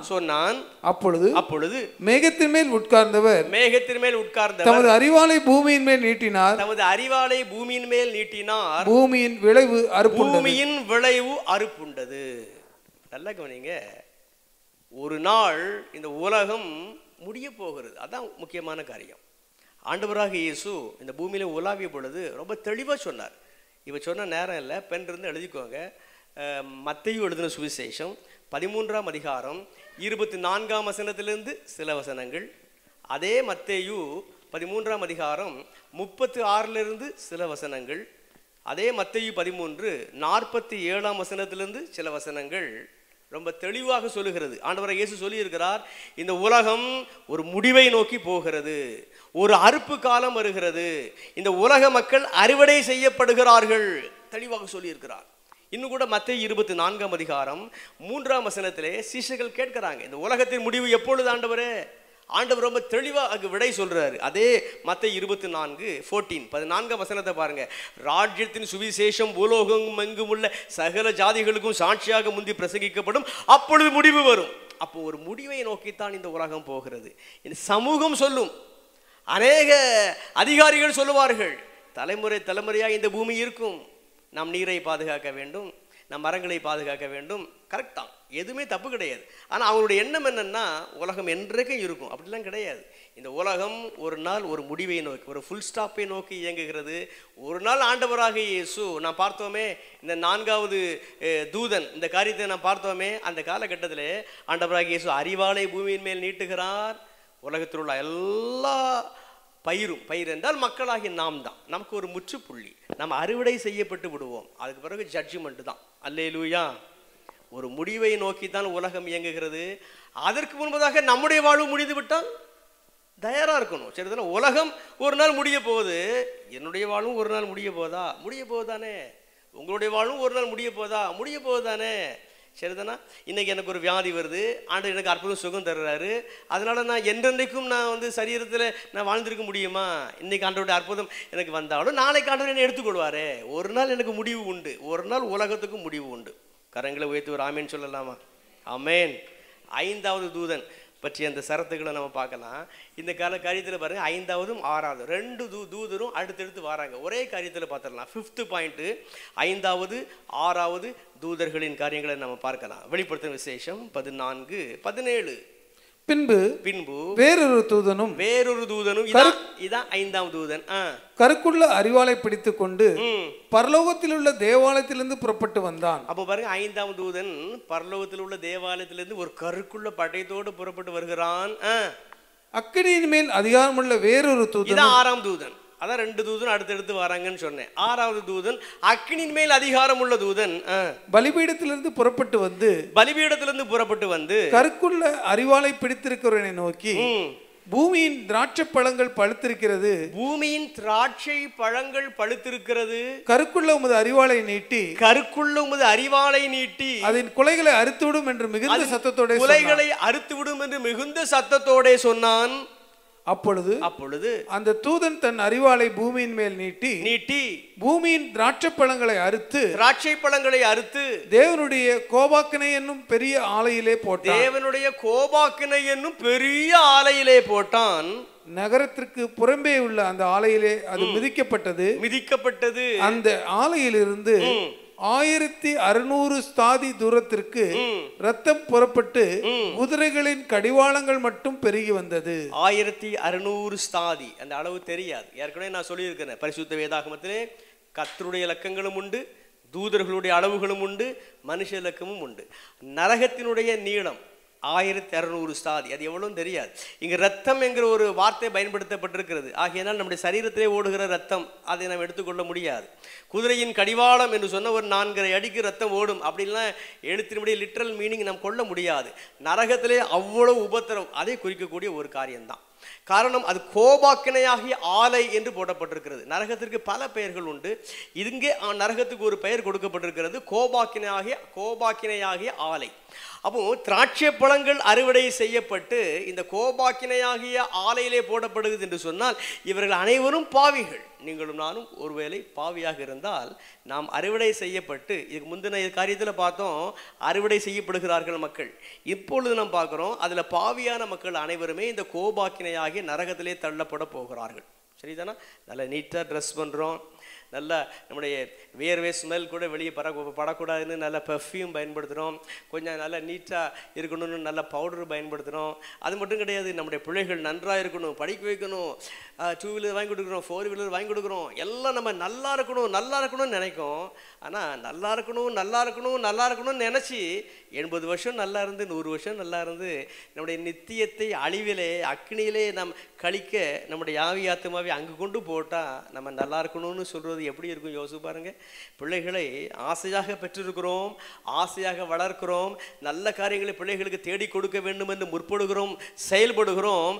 ஆனால் நாளைக்கு, அதாவது மறுமையிலே நம்முடைய பிள்ளைகள் ஐயோ போதகத்தை வெறுத்தேனே, என்னுடைய பெற்றோர் சொல்லித்தரலையே, அவங்க சொல்லித்தரலையே, நரகத்தில் நான் அழிந்து கொண்டிருக்கிறேன்னு பதறுகிறவர்களாக இருந்தால், இந்த உலகத்தில் என் பிள்ளை நல்லா இருக்கணும்னு இயேசுவை கொடுக்காம, பரிசுத்தத்தின் செய்தியை கொடுக்காம உலகத்தை மட்டும் கொடுத்துட்டா நம்முடைய பிள்ளைகளுக்கு நாம் ஊறு விளைவிக்கிறோம், நம்முடைய பிள்ளைகளுக்கு நாம் கெடுதல் செய்கிறோம், நம்முடைய பிள்ளைகளுக்கு அன்பு பாராட்டுகிறோம் என்று நாம் தவறாக எண்ணி அவர்களை நாம் குழியிலே போய் தள்ளுகிறோம். ஆகையினால் சரியான அன்பு நமக்குள் இருந்தால் நம்முடைய பிள்ளைகளை தேவ ராஜ்யத்துக்கு நேராக திருப்ப நம்ம செயல்படுவோம். கரங்களை தட்டினவர்களுக்கு மகிமை செலுத்தலாம். அல்லேலூயா. சின்னதிலே நம்ம சரியை வளர்க்கலன்னா பிள்ளை தப்பு பண்ண தான் செய்யும். சின்ன வயதில் இருக்கும் பொழுதே சரியாக வேதத்தை நம்ம கொடுக்கலன்னா, இப்படித்தான் நீ வாழணும், இப்படித்தான் நீ வளரணும், இப்படித்தான் நீ ட்ரெஸ் பண்ணணும், இப்படித்தான் தலை சீவணும், சரியாக நம்ம சொல்லி கொடுக்கலன்னா பெரியவனை வரும்போது கேட்காது. சரிதானா? அதனால் சின்ன வயதில் இருந்தே தீமோத்தேயுக்கு அவங்க பாட்டியம்மா, அவங்க தாய் நல்ல சிரத்தை எடுத்து சத்தியத்தில் வளர்த்தது போல வளர்க்க ஆண்டவரை அழைக்கிறார். கரங்களை தட்டி ஆண்டவருக்கு மகிமை செலுத்துவோம். 5 காரியம் சொல்லிட்டேன், 5 காரியத்தில் 6 தூதர்களை சொல்லிட்டேன். 2 பாயிண்ட் 5 மினிட்ஸில் முடிச்சிடலேன். பாயிண்ட் நம்பர் 6, 6வது ஒரு காரியம் நான் வாசிக்க கேட்க போகிறோம். வெளிப்படுத்தின விசேஷம் 14ஆம் அதிகாரம் 1ஆம் வசனத்திலிருந்து. வெளி 14:1. பின்பு நான் பார்த்தபோது இதோ சீயோன் மலையின் மேல் ஆட்டுக்குட்டியானவரையும் அவரோடு கூட அவருடைய பிதாவின் நாமம் தங்கள் நெற்றிகளில் எழுதப்பட்டிருந்த 144,000 பேரையும் நிற்க கண்டேன். அல்லாமலும் பெரு வெள்ளை இரைச்சல் போலவும். இதை நீங்க வீட்டில் போய் வாசி பாருங்க. வெளிப்படுத்தின விசேஷம் 7ஆம் அதிகாரம் 4ஆம் வசனத்திலிருந்து வாசி பாருங்க. அதனைத் தொடர்ந்து 9ஆம் வசனத்திலிருந்து வாசி பாருங்க. சரிதானா? இப்போ 14ஆம் அதிகாரத்துக்கு வாங்க. நான் வாசித்தோமே 1ஆம் வசனத்தை, அதை நான் சொல்றேன் பாருங்க. மேலே பரலோகத்திலே ஒரு சீயோன் மலை இருக்கிறது. அங்கே ஆட்டுக்குட்டினவராக இயேசு நிற்பதை யோவான் பார்க்கிறான். அந்த சீயோன் மலையிலே இயேசுவுக்கு அருகிலே 144,000 பேர் இருக்கிறாங்க. பிதாவின் நாமம் முத்திரிக்கப்பட்டவங்க. அவங்க தான் பரலோக ராஜ்யத்துக்கு பாத்திரவான்கள். இந்த 144,000 என்ற உடனே அவ்வளவுதானா, அதில் நான் ஒரு மெம்பராக இருப்பேனா? பயப்பட வேண்டிய அவசியம் இல்லை. ஏற்கனவே நான் சொன்னேன், இந்த லக்கத்தில் எல்லாம் மனித லக்கம் என்று எண்ண முடியாது. அதனால 1,44,000 என்று சொன்னால் ஒரு லிமிட்டட் பர்சன்ஸ், அவ்வளோதான், குறிப்பிடத்தக்க ஒரு மனிதர்கள். இவர்கள் யார் என்று சொன்னால் அதுக்கு விடைதான் வெளிப்படுத்தின விசேஷம் 7ஆம் அதிகாரம் 4ஆம் வசனத்தில் இருக்கிறது. வாசிக்க பார்ப்போம். வெளி 7:4. முத்திரை போடப்பட்டவர்களின் தொகையை சொல்ல கேட்டேன். இஸ்ரவேல் புத்திரருடைய சகல கோத்திரங்களிலும் முத்திரை போடப்பட்டவர்கள் 1,44,000 பேர். கீழே வாசி பாருங்க. ரூபன்ல இருந்து 12 கோத்திரம், ஒவ்வொரு கோத்திரத்துக்கும் 12,000 கூட்டி பார்த்தா கரெக்டா 1,44,000. அப்ப நான் பயப்பட வேண்டிய அவசியம் இல்லை. இந்த 1,44,000 மாம்சத்தின்படி பிறந்த இஸ்ரவேலர்களே. ரொம்ப உங்களுக்கு புரியும்படிக்கு சொல்லணும்னா இந்த 1,44,000 பேரும் பழைய ஏற்பாட்டு பரிசுத்தவான்களே. புரிந்து கொண்டவங்க ஒரு அல்லேலியா சொல்லலாமா? இப்போ 9ஆம் வசனத்தை வாசிக்கலாம். 9. வெளி இவைகளுக்கு பின்பு நான் பார்த்தபோது இதோ சகல ஜாதிகளிலும் கோத்திரங்களிலும் ஜனங்களிலும் பாஷைக்காரரிலிருந்து வந்ததும் ஒருவனும் எண்ணக்கூடாதமான திரளான கூட்டமாகிய ஜனங்கள் வெள்ளை அங்கிகளை தரித்து தங்கள் கைகளில் குருத்தோலைகளை பிடித்து சிங்காசனத்திற்கு முன்பாகவும் ஆட்டுக்குட்டியானவருக்கு முன்பாகவும் நிற்க கண்டேன். ஓகே, அப்போ பாருங்க, பழைய ஏற்பாட்டு பரிசுத்தவான்கள் 1,44,000 ஒரு லிமிட்டட் பர்சன்ஸ். அடுத்தது புதிய ஏற்பாட்டு பரிசுத்தவான்கள் எவ்வளோன்னா சகல ஜாதி, சகல கோத்திரம், சகல பாஷைக்காரில் வந்ததும் ஒருவனும் எண்ணக்கூடாததுமான திரளான பேர். அப்போ புறஜாதிகளாகிய நம்மிலே எண்ணிக்கைக்கு உட்படாத அநேக மக்கள் மேல் கர்த்தருடைய முத்திரை இருக்கிறது. அல்லேலூயா. அப்போ பாருங்க, இப்போ அப்படியே 14ஆம் அதிகாரத்துக்கு வாங்க. இப்போ யோவான் பார்க்கிறான் பழைய ஏற்பாட்டு சபை, அதுலேருந்து வந்த 1,44,000 பேரை பார்க்கிறான். புதிய ஏற்பாடு சபையிலே எவ்வளோ பேர் இருக்கிறத 14ஆம் அதிகாரத்தில் அவன் எழுதலை, ஆனால் 7ஆம் அதிகாரத்தில் எழுதியிருக்கான். அவன் 14ஆம் அதிகாரத்தில் நம்ம சேர்த்து தான் தியானிக்கணும். ஒரு சியோன் மலை இருக்கிறது, அதில் ஆட்டுக்குட்டியானவராக இயேசு இருக்கிறார். பழைய ஏற்பாட்டில் உள்ள 1,44,000 பேரும் ப்ளஸ் புதிய ஏற்பாட்டில் உள்ள அன்கவுண்டபிள் எண்ணிக்கை கடங்காத மக்களும் அங்கே இருக்கிறாங்க. அதான் பொருள். மறுபடியும் கரங்களை தட்டி ஆண்டுக்கு மகிமை செலுத்தலாம். அல்லேலூயா. வாசிங்க பிரதர். அல்லாமலும் பெருவெள்ள இரைச்சல் போலவும் பலத்த இடி முழக்கம் போலவும் ஒரு சத்தம் வானத்திலிருந்து உண்டாக கேட்டேன். நான் கேட்ட சத்தம் சுரமண்டலக்காரர் தங்கள் இப்ப பாருங்க, பரலோகத்திலிருந்து ஒரு சத்தம் கேட்கு, பெருவெள்ளத்து இரைச்சல், இடி முழக்க குரல், அதுதான் தேவனுடைய சத்தம். சரிதானா? அதுக்கு அடுத்த வசனம் வாசிங்க. நான் கேட்ட சத்தம், அடுத்த வசனம் நெக்ஸ்ட், அவர்கள் சிங்காசனத்திற்கு முன்பாகவும் அடுத்த வசனம் 4 ஜீவன்களுக்கு நெக்ஸ்ட் ஸ்திரீகளால் தங்களை கரைப்படுத்தாதவர்கள் இவர்களே. அப்ப மேலிருந்து ஒரு சத்தம் கேட்க யோவானுக்கு, தேவனுடைய சத்தம் இடிமுழக்க குரலிலே. மேலிருந்து தேவனுடைய ஒரு சத்தம் கேட்கிறது பெரு வெள்ளத்து இரைச்சல் குரலிலே. அது என்னன்னா, இந்த 1,44,000 பேர் இஸ்ரவேலர்கள், எண்ணிக்கை கடங்காத புறஜாதிய மக்கள்ல இருந்து வந்தவங்க. இவங்க யாருன்னா, ஒன்று ஸ்திரீகளால் தங்களை கரைப்படுத்தாதவர். மனைவியை தாண்டி அடுத்த உறவு இருக்கக்கூடாது. மனைவியை தாண்டி, புருஷனை தாண்டி எண்ணத்திலோ உணர்விலோ இன்னொரு ஒரு மனிதனையோ இன்னொரு ஒரு பெண்ணையோ கற்பனை செய்து வாழக்கூடாது.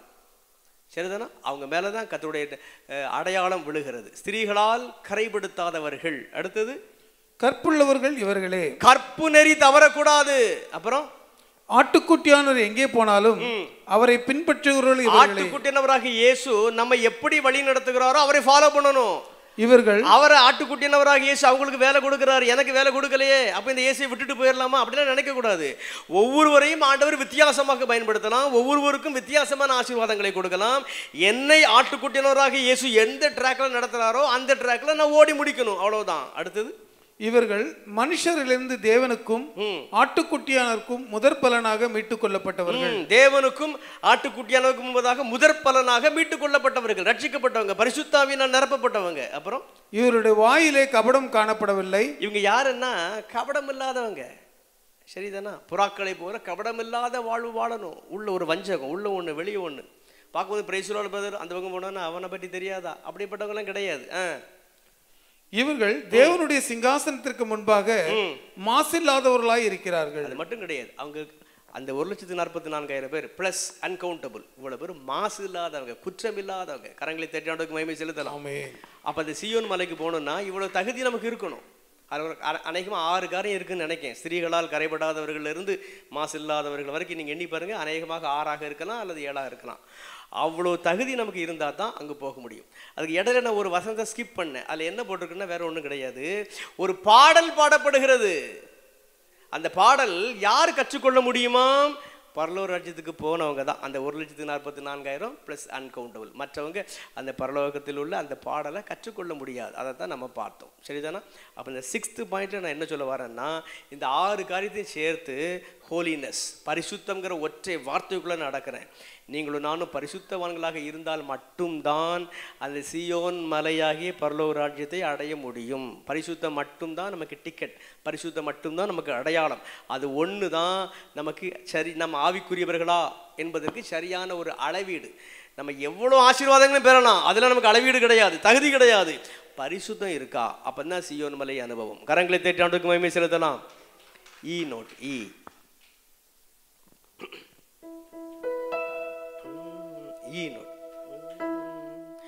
உன்னத சீயோன் மலை மேல் எனதருமை இயேசுவுடன், உன்னத சீயோன் மலை மேல் எனதருமை இயேசுவுடன், ஜெப வீட்டினிலே மகிழ்ந்தே நான் ஜீவிப்பேனே நீடுளியாய், ஜீவிப்பேனே நீடுளியாய். தேவசாயல் லாக மாறி தேவனோடிருப்பேன், நானும் தேவனோடிருப்பேன். தேவசாயல் லாக மாறி தேவனோடிருப்பேன், நானும் தேவனோடிருப்பேன். Point number 7. இதோடு நான் பிரசங்கத்தை முடிச்சிடுறேன். கடைசியாக வெளிப்படுத்தின விசேஷம் 14ஆம் அதிகாரம் 13ஆம் வசனத்தை வாசிக்க கேட்கலாம். வெளி 14:13. பின்பு பரலோகத்திலிருந்து ஒரு சத்தம் உண்டாக கேட்டேன், பரலோகத்திலிருந்து ஒரு சத்தம் உண்டாக கேட்டேன். அது கர்த்தருக்குள் மரிக்கிறவர்கள் இது முதல் பாக்கியவான்கள் என்றெழுது. கர்த்தருக்குள் மரிக்கிறவர்கள் பாக்கியவான்கள் என்று இது முதல் எழுது. அவர்கள் தங்கள் பிரயாசங்களை விட்டொழிந்து, அவர்கள் தங்கள் பிரயாசங்களை விட்டு ஒளிந்து இளைப்பாறுவார்கள், இளைப்பாறுவார்கள். அவருடைய கிரியைகள் அவர்களோடு கூட போகும், அவர்களுடைய கிரியைகள் அவர்களோடு கூட போகும். நல்ல கவனிங்க. யார் பாக்கியவான், யார் பாக்கியவதி? கர்த்தருக்குள் நான் மரித்தால் நான் பாக்கியவான், கர்த்தருக்குள் நான் மரித்தால் நான் பாக்கியவதி. கரங்களை உயர்த்தி சொல்லுங்க பாப்போம். கர்த்தருக்குள் நான் மரித்தால் நான் பாக்கியவதி, நான் பாக்கியவான். அல்லேலூயா. நல்ல கவனிங்களேன். பொதுவாக இதை தியானிக்கிறதுக்கு நிறைய பேருக்கு ரொம்ப கஷ்டமாக இருக்கும். மரணம் வந்து விடுமோ அப்படிங்கிற ஒரு எண்ணம் வந்துடும். சரிதானா? நான் ரொம்ப சின்ன வயதாக இருக்கும்போதே, கிட்டத்தட்ட ஒரு 3rd ஸ்டாண்டர்ட் வச்சுக்கோங்க, அப்போவே நான் சொல்லுவேன், நான் பரலோக ராஜ்யத்துக்கு சீக்கிரம் நான் போயிடுவேன், நான் மறிச்சிடுவேன் அப்படின்னு நான் சொல்லுவேன். இன்னைக்கு வரைக்கும் நீங்கள் கேட்டால் நான் அப்படி தான் சொல்லுவேன். ஆனாலும் இது வரைக்கும் மரணம் வரல. 48 வயதாயிட்டு எப்பவும் நான் அப்படி தான் சொல்லுவேன். பரலோகம் என்றால் அவ்வளவு ஆசை, மரணம் என்றாலும் எனக்கு அவ்வளவு அதில் ஒரு ஆசை எனக்கு இருக்க தான் செய்யும். ஏன் தெரியுமா? கர்த்தருக்குள் மரிக்கிறவர்கள் பாக்கியவான்கள். வாசிங்க பார்ப்போம்.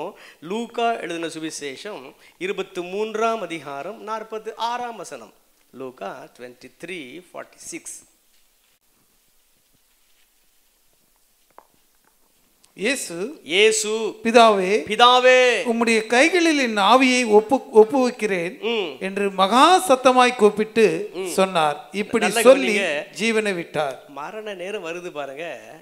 அப்ப ஜீசஸின் கண்கள் பிதாவை பார்க்கு, அவருடைய கையை பார்க்கு. உடனே இயேசு சொல்றாரு, ஆண்டவரே யாவி உங்க கைகளில் ஒப்புவிக்கிறேன். நீங்களும் நானும் கர்த்தருடைய பிள்ளைகளாக கர்த்தருக்குள் மரிக்கக்கூடிய அந்த வேலை வரும் பாருங்க. அப்போ நம்முடைய கண்கள் அப்படியே பிதாவை பார்க்கும். இன்னைக்கு பிதாவை விசுவாசிக்கிறோம், ஜீசஸை விசுவாசிக்கிறோம், விசுவாச கண்களால் பார்க்கும். ஆனால் அன்னைக்கு அப்படி கிடையாது. நம்முடைய கண்கள் அப்படியே எழுத்தின்படியே பிதாவை பார்க்கும், அவருடைய கரத்தை பார்ப்போம். அப்போ நம்ம மகிழ்ச்சியோடு நம்முடைய உள்ளத்தில் சொல்லுவோம், யாவியை கூட ஒப்புவிக்கிற ஆண்டவரே. மரணம் இன்பமானது. அதனால தான் இங்கே ஆண்டவர் சொல்கிறாரு, கர்த்தருக்குள் மரித்தால் அது பாக்கியம். அல்லேலூயா. இன்னொரு வசனத்தை பாருங்க பார்ப்போம். அப்போஸ்தலர் 7:55. அவன் பரிசுத்த ஆவியினாலே நிறைந்தவனாய், ஸ்தேவான் பரிசுத்த ஆவியினால் நிறைந்தவனாய் வானத்தை அண்ணாந்து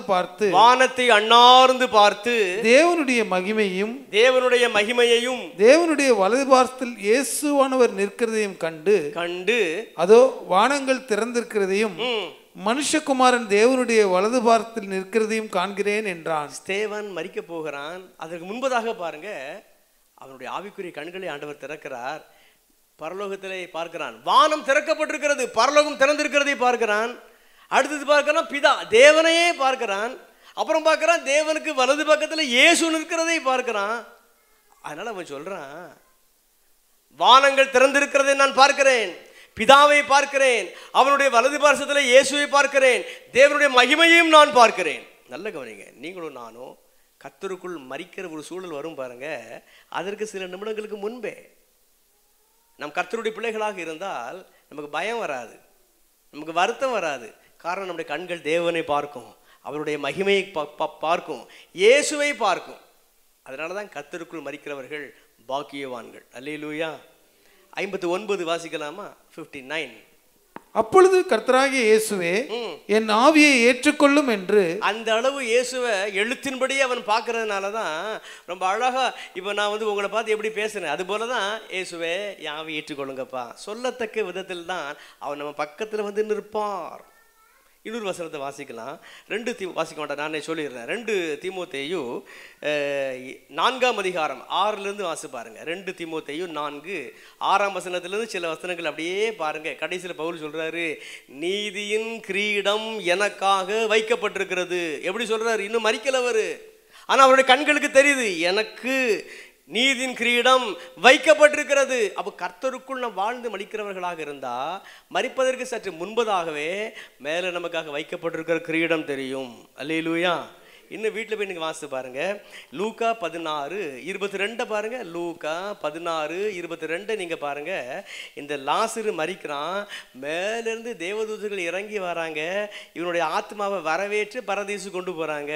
அப்போ நாம் மரிக்கும் போது தேவதூதர்களை நாம் பார்ப்போம், நம்ம ரிசீவ் பண்ண அவங்க மேலேருந்து கீழே இறங்கி வருவாங்க. நல்ல கவனிங்க, நீங்களும் நானும் கர்த்தருக்குள் வாழ்ந்து மரித்தா பயமே கிடையாது. ஐயோ மனைவி விட்டுட்டு போகிறோமே, கணவனை விட்டுட்டு போகிறோமே, பிள்ளைகளை விட்டுட்டு போகிறோமே, அந்த எண்ணம் நமக்கு இருக்கவே இருக்காது. ஆண்டவரை பார்த்த பின்னர் உலக உறவு அப்படியே மறந்துடும். கரங்களை தட்டி அவனுக்கு மகிமை செலுத்தலாமா? அல்லேலூயா, அல்லேலூயா. நான் பாடல் பாடுறேன், யாரும் பயப்படாதீங்க. நான் எப்போவுமே சின்ன வயதுலேருந்து பாடுவேன், இன்னைக்கு வரைக்கும் நான் பாடுவேன். சிலரான இந்த பாடல் கேட்கும், இது மரண வீட்டில் தானே பாடுவாங்க, அப்படிலாம் கிடையாது.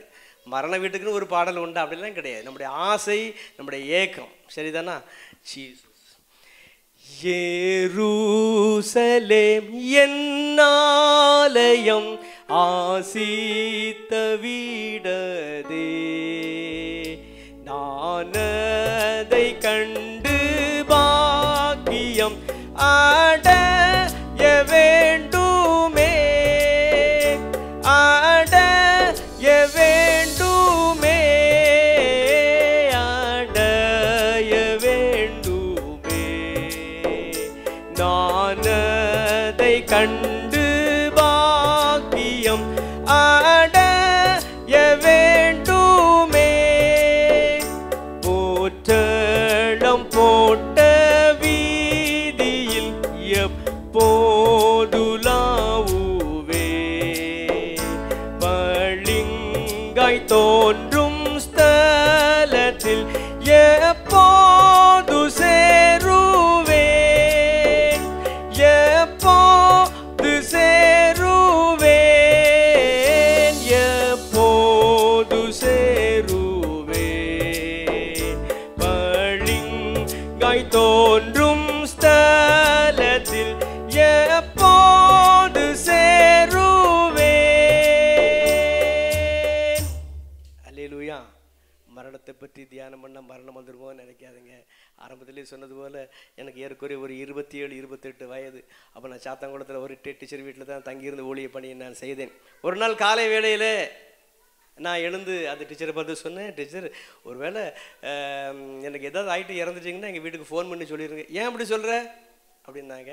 இல்லை, எனக்கு கொஞ்சம் ஒரு நல்ல ஒரு ஸ்பிரிச்சுவல் எக்ஸ்பீரியன்ஸ் ஒன்று இருந்துச்சு, அதனால் அநேகமாக ஆண்டவர் இன்றைக்கி எடுத்துருவார் நான் நினைக்கிறேன் அப்படின்னு நான் சொன்னேன். பாருங்கள், இன்றைக்கி 48 இன்னும் வரைக்கும் எடுக்கலை. நான் என்ன சொல்ல விரும்புகிறேன்னா, நம்முடைய ஆசைகள் அப்படி இருந்தாலும் உடனே எடுத்துருவாருன்னு நீங்கள் பயப்பட வேண்டாம். அவர் என்றைக்கு எடுப்பாரோ அன்றைக்கி தான் எடுப்பார். அதனால் பரலோக ஆசை நல்லது. கரங்களை தேட்டாண்டுக்கு மகிமை செலுத்தலாம். ஒருவன் கர்த்தருக்குள் மரித்தால் அவன் பாக்கியவான், ஒரு பெண் கர்த்தருக்குள் மரித்தால் அவர் பாக்கியவதி. ஐஸ்வர்யவானே பாருங்க, கர்த்தருக்குள்ள மரிக்கலை, பாதாளம் போனோம், அக்கினி இருந்துச்சு. அதனால தான் நீங்கள் நான் கர்த்தருக்குள் மரிக்கிறவர்களாக வாழ ஆண்டவர் நம்மை அழைக்கிறார். எல்லாரும் தேவ சமூகத்தில் எழுந்து நிற்போம். இன்றைக்கு 13ஆம் அதிகாரத்தையும் 14ஆம் அதிகாரத்தையும் ஆண்டவர் நமக்கு கற்றுத்தந்தார். இந்த 2 அதிகாரங்களையும் உங்கள் மனக்கண்ணுக்கு முன்பதாக கொண்டு வாங்க. பிரசங்கம் ரொம்ப நேரம் ஆயிட்டு, பெரிய ஜெபம் பண்ண விரும்பலை. எல்லாரும் 2 கரத்தையும் பரலோகத்துக்கு நேராக உயர்த்திக்குவாங்க. 2 கரத்தையும் பரலோகத்துக்கு நேராக உயர்த்திக்குவாங்க. 2 கரத்தையும் பரலோகத்துக்கு நேராக உயர்த்திக்குவாங்க. எல்லாரும் உயர்த்திக்குவாங்க. அப்படியே வாய்களை திறந்து என்னுடைய இணைந்து ஒரு 10 செகண்ட் ஜெபம் பண்ணுங்க. ஆண்டவரே, என்னையும் என் கணவனையும் என் மனைவியையும் என் பிள்ளைகளையும் என் உடன்பிறப்புகளையும் என் குடும்பத்தையும் உங்கள் சமூகத்தில் ஒப்பு கொடுக்குறோம்ப்பா. நாங்கள் பெற்றுக்கொள்ளத்தக்கதாக ஓட கிருபை தாங்க. அப்போ உங்கள் ராஜ்யத்தை பெற எங்களுக்கு கிருபை தாங்க. இயேசுவின் நாமத்தில் பிதாவே.